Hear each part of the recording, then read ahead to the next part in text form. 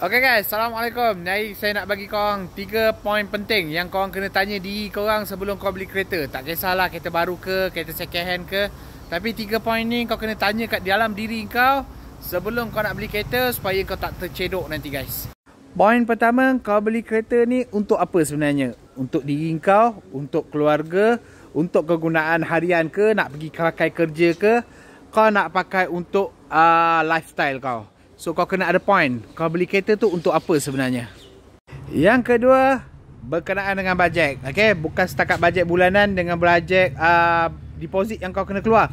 Kau kena fikir juga bajet-bajet kos-kos yang akan ada dekat kereta tu nanti bila kau dah pakai. Okay? So dalam kos tu saya ada cerita dalam video sebelum ni. Kau boleh tengok kos-kos apa yang ada dalam kereta selalunya. Yang ketiga, berapa lama tempoh kau target kau nak pakai kereta yang kau beli tu? Adakah kau nak pakai selama-lamanya? Ataupun kau target sampai kau ada anak nanti kau nak tukar kereta lain? Ataupun kau dah kahwin nanti kau nak tukar lain kereta?